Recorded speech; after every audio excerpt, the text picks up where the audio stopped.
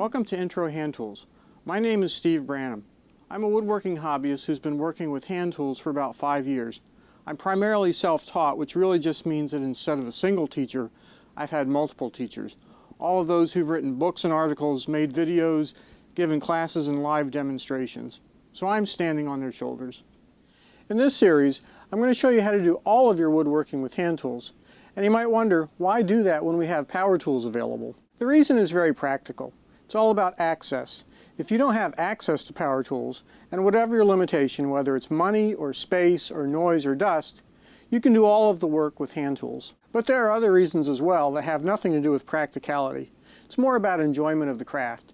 It's a lot of fun and very satisfying to build something entirely with your hands. You know that it's you and your skill with the tools that got the job done. Everything that I'm going to show you has a long history. We might do some modern variations, we might use some modern versions of the tools, but these all have hundreds of years of history behind them. I'll also show you multiple ways of doing things. That allows you to be versatile to adapt to different situations, whether it's the tools that you have at hand or the particular project that you're working on. People tend to have very strong feelings about the different ways of doing things, and so I'll go over the fistfights and fundamentals of woodworking. These are the various arguments about whether to do things this way or that way. I'll outline what the fistfight is about and break down the fundamentals of the methods to examine why they work. Then you can decide which of those appeals to you the most and which is appropriate to your tools and situation. I use a variety of antique and new hand tools in my work. Mostly that's just a matter of what you can get your hands on. Not all tools are available in all areas. The cost to set up a hand tool workshop ranges from $500 to $1,000 to get started. You can always spend more money, but that's enough to get you tools, sharpening system, workbench, various workbench appliances, and everything you need to do all of the basic operations. From there you can go into more specialized tools that start to add up. One of the other nice things about a hand tool workshop is you really only need about a minimum of a 4 by 6 foot space. That means you can do it on a porch, in a spare room, in a corner of a room, under a stair, out in a garden shed, out in the backyard. More space is always nice, of course, but the point is that you don't have to have all of that. I fell in love with woodworking in junior high school woodshop, but the message there was that you needed to have a large space with lots of large, expensive, noisy, powerful machines, and I never had the room for it. My family lived in apartments and rented houses, and then after I got out of college, I lived in apartments as well. It wasn't until almost a decade later when I bought my own house that I had some room for a power shop. Even then, the only suitable space was out in the garage, which in Texas was like an oven in the summertime and a refrigerator in the wintertime. Meanwhile, I had a nice small spare room which would have been a perfect hand tool workshop. And in all those years of rented spaces, there was always room for a nice little woodworking corner had I known. So don't let this tragedy befall you. You can easily set up a nice functional hand tool workshop almost anywhere. Learning to work with hand tools is a lot like learning to play a musical instrument. I'm currently learning how to play the guitar, and I have to learn where to put my fingers here, where to strum, how to tune the guitar, all those skills, and I have to develop the muscle memory to make them work. My instructor can pour information into my head all day, but until I put the practice time in to make this instrument play, I'm not going to be able to do it. Similarly with hand tools, you need to put in the time to develop the hand skills, and you're going to make a lot of mistakes. Don't worry about it. The best attitude is that there are no mistakes here. There are only learning experiences. For your learning materials, start out with an easy to work with soft wood. Don't go to the hardwoods immediately. What I have here is eastern white pine. This is a piece of rough milled lumber. This is a piece of plain lumber, S4S. This is cheap and plentiful. This is what's easy for me to find in my part of the country. The main advantage of using these kinds of woods is that they're going to fight you a lot less.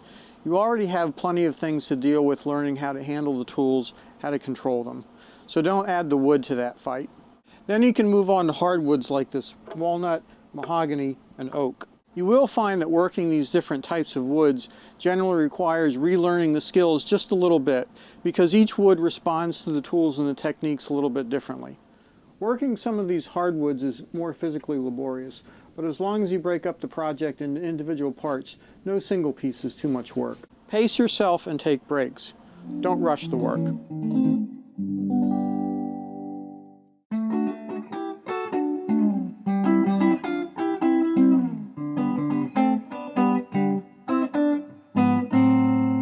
let's start taking a look at the tools.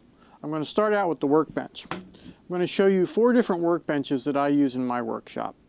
This first one is a full-size workbench, about 6 feet long, 2 feet deep, with a very thick top. This is not a portable bench. It has a relatively inexpensive leg vise made from a vise screw. The total cost for this bench was several $100s for materials and about $70 for the vise screw. This bench is shorter, 4 feet long, 2 feet deep, but it has a nice quick-release vise mounted on it. The cost of this bench was about $70 in materials, but $150 for the vise. This is a portable folding workbench. Again, 4 feet wide, 2 feet deep, but it has no vise at all. The cost for this workbench was about $50 of materials. This last workbench is another portable folding bench, 4 feet by 2 feet. This is a variation of the previous design. Notice that it has an inexpensive vise on it. I made this to show that starting from no skills at all, you can use pre-dimensioned lumber from a home center and build yourself a basic starter bench. Total cost of materials is under $50 and about $20 for this vise. The advantage of these folding workbenches is that you can use them in a very constrained space, such as an apartment. Once you're done, fold them up and stand them in a corner. There are plenty of other perfectly good designs out there, each with its own relative strengths and weaknesses. The purpose of the workbench is to hold your work in place so that you can work faces, edges, and ends. Therefore, each bench is equipped with a variety of work holding mechanisms, the vise being one of the most familiar. However, there are also a number of alternatives to vices. Now let's take a look at the tools themselves. We'll start out with the basic tools, hand saws, hand planes, and chisels. We'll get to more specialized tools as they come up for various operations. You don't need an entire wall full of tools or a large collection to get the job done. You can start out with a few basics and then add to that as your skills grow. Here I've laid out a variety of modern and antique hand saws.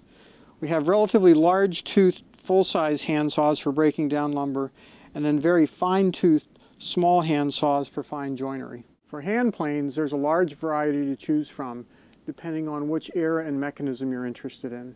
On the left here are 3 antique wooden body planes.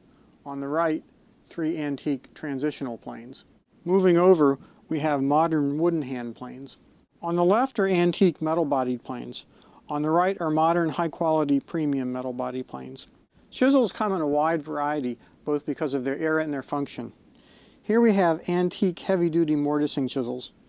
These are somewhat lighter-duty modern mortising chisels. These are fine antique paring chisels. These are antique socket bench chisels. And then here we have modern high-quality premium bench chisels. The other basic items we need are measuring and marking tools. Here we have an antique folding rule, an antique combination square, several marking gauges of different design, another engineer's square, and a marking knife. Here we have a number of additional useful items.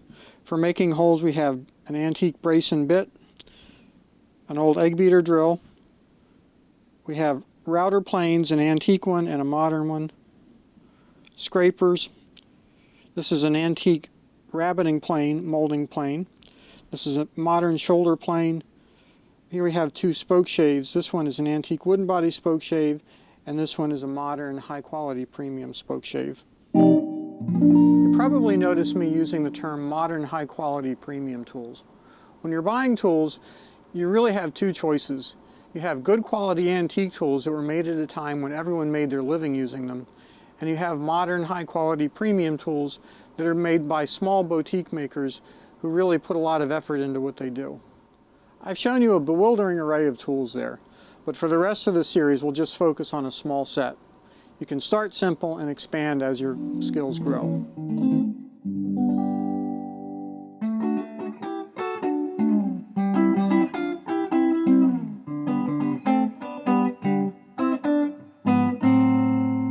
Let's take a moment to talk about shop safety. Hand tools in general are reasonably safe, but you're always handling a lot of sharp edges and teeth.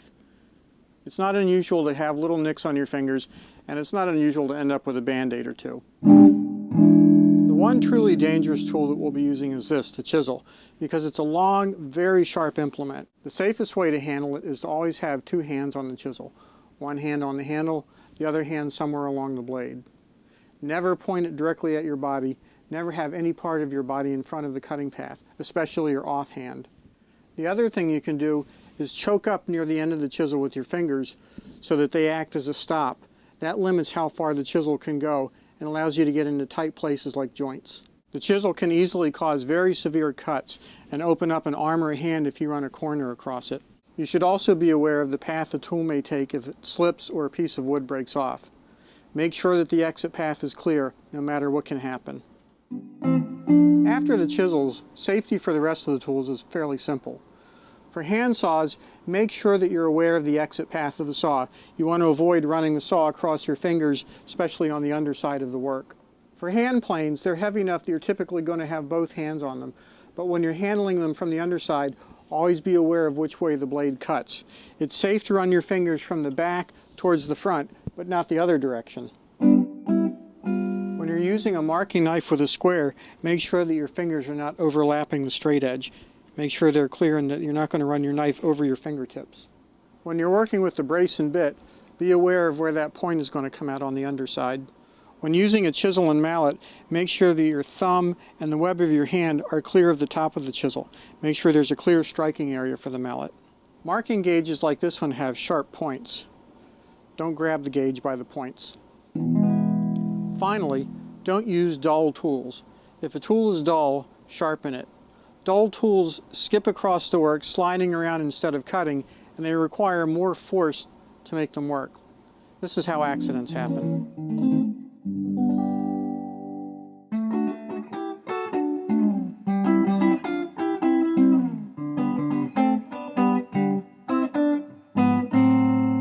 Let's go through the anatomy of a saw. First, obviously, we have the handle and the saw plate. This is the heel, this is the toe. Notice the decoratively shaped handle, but that's not actually decoration. That's actually ergonomics. This is a highly evolved shape that makes it comfortable to use for long periods. Notice that your hand cups nicely up here. You extend a trigger finger for guidance. You have places here to curl your fingers, place your thumb, and this all gives you control over the saw and makes it comfortable to use. These horns on the handle even give you an alternate gripping position, like this. This trigger grip that I mentioned is very important. You'll use this on all your hand planes and saws, and you'll even notice that the saws really aren't all that well made for a full hand, and that's because they're not meant for a full hand. They're meant for 3 fingers and 1 finger extended. This will give you extra control, and will especially come in important when using a small joinery saw and hand planes. Get into the habit of using that trigger finger even when you're rough sawing. That's one of the #1 things I have to remind people to do when they're first sawing. For both large hand saws and small joinery saws, there are 2 types, determined by function. There are rip saws and crosscut saws. Other than cosmetic differences, these 2 saws are identical. The top one is a crosscut, the bottom a rip. The difference is in the way the teeth are filed. These are rip teeth. They're the simplest because they're just filed straight across. Notice that the leading edge is fairly vertical and the trailing edge is at an angle.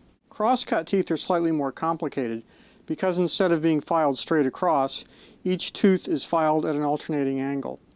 Notice that the teeth themselves rake back and forth at both the front and trailing edges. Here you can compare the 2 close up. In the back are the crosscut teeth, in the front are the rip teeth.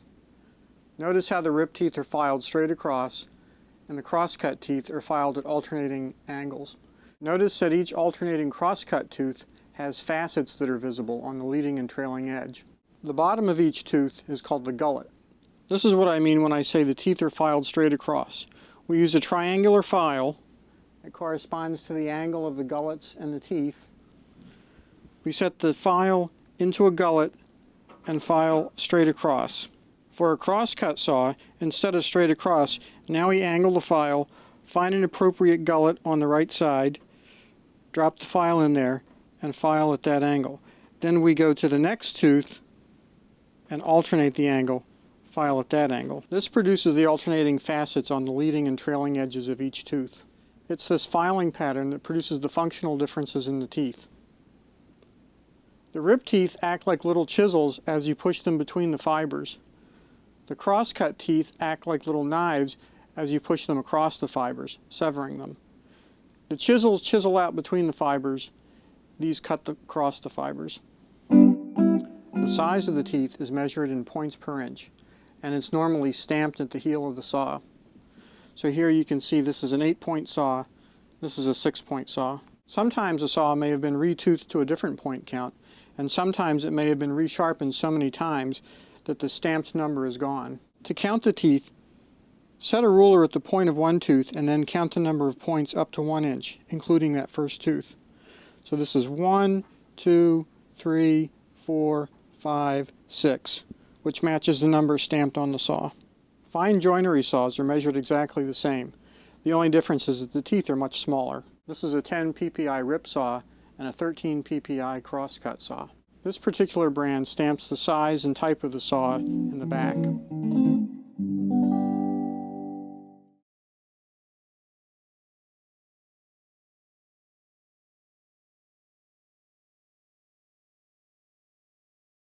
Let's go through the anatomy of a common number 5 bench plane.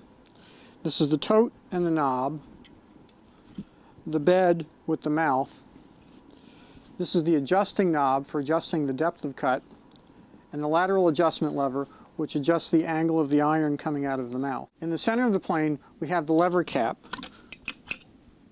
It holds down the assembly of the chip breaker and the cutter. The cutter is known as an iron. The iron rides on a piece called the frog. That controls the angle of it. There are screws here that allow you to move the frog forward or backwards to close up the mouth gap here. The chip breaker and iron assembly comes apart like this. You loosen this screw, slide the iron down like this, and lift it off. This is what you do when you need to sharpen it. To put it back together, you put it back on like this, turn it around like this so that this edge doesn't cross your sharpened edge. Adjust it so that you have the desired distance from your cutting edge to the edge of your chip breaker, and then tighten up the screw. The plane goes back together like this. You take the iron, set it on the frog, apply the lever cap, and lock it down. Then you adjust the adjustment knob as necessary to get the proper depth of cut that you want. You use the lateral adjustment lever to change the angle of the iron. Different manufacturers use different numbering systems for identifying their planes, but here we have a series of Stanley planes, number 2, 3, 4, 5, 6, and 7. The 2, 3, and 4 are considered smoothing planes. The 6 and 7 are considered jointing or trying planes. There's also a smaller number 1 and a larger number 8. One of the factors to help you choose between planes of equivalent types is your size and strength. For instance, a number 7 is a heavier and longer plane than a number 6. If you find a nice plane that no longer has a usable iron, you can add a third-party aftermarket iron to it. Wooden hand planes are similar. You have the tote, the body. There is no knob. Instead, you hold it like this. And instead of an adjustment system here, you simply have a wedge like this and an iron that fits in underneath the wedge. Some irons have a chip breaker, some irons are single irons. This goes back together like this, and the wedge holds it down like that. Once you have the wedge in place, you tap it like that to tighten it up. To increase the depth of the iron, you tap it, tighten up the wedge. To loosen the iron, you actually tap the back and then tighten it up. Some wooden hand planes have a strike button at the front, so you can strike it there or at the back to loosen it. Anytime you make any adjustment, you always need to tighten up the wedge to make sure that it's not going to slip. You use the same procedure for wooden molding planes. Tap at the back to loosen. Strike the iron to increase the depth of cut. Tap at the back to reduce the depth of cut. Tap on the wedge to tighten it up. Here I have 3 hand planes, and these are set up in the system that I normally use. The first question people always have is, which order do you use them in? Do you go from largest to smallest, smallest to largest? What's the difference? The difference is that the length of the plane establishes its function. Long planes like this will tend to ride across any imperfections and flatten them out. Short planes like this will tend to ride along any imperfections, not really flattening them out as much. All planes perform some flattening, but the difference in length means that this is much more of a finishing plane, so it's known as a smoothing plane. This long plane is known as a jointer. So where does that leave this middle-sized plane? This is known as a jack plane. Some people like to use a jack for everything, both jointing and smoothing and roughing. I like to use it strictly as a roughing plane. Because of that, I sharpen the iron a little differently from the other planes. Here are the 3 irons from those planes. This is the short number 4 plane, the medium number 5 plane, and the large number 7 plane. Since the number 5 is used for roughing, I have it sharpened to a curve. That's called a cambered iron. The other 2 are sharpened straight across. Now some people like to put a small camber in these irons, but I generally like to keep them straight. The only difference is that the corners are knocked off so that as you make overlapping passes with these planes, they don't leave a track in the wood. This cambering here allows me to take a very aggressive cut. On that wooden plane, I have a similarly cambered iron. So once again, I use this as a roughing tool. I put the chip breakers back on these and put them out in order of use. So this is the number 5 roughing plane, the number 7 joiner, and the number 4 smoother. Notice that on the jack plane here, the edge of the chip breaker is about 1/8 of an inch back from the edge of the iron. On the number 7, it's about 1/32 of an inch back, and on the smoother plane, the number 4, it's about 1/64 back. The purpose of the chip breaker is to lever chips up and make them curl as you cut. The closer the chip breaker is to the cutting edge, the finer the shaving you can take. So remember, the order of operations is the medium-sized jack plane for roughing work, the long joiner plane for flattening work, and the short smoother plane for finest finish work. Where the bench planes like this one are all bevel down planes because the iron is mounted in a bevel down orientation, these smaller block planes are bevel up planes.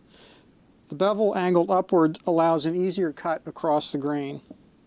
My favorite way of setting planes down on the bench is like this, with the toe on a planing strip. That elevates the bottom so that the iron isn't in contact with anything underneath. I also prefer this over setting planes on the side, where you might bump another tool into it or bump your hand into the sharp edge.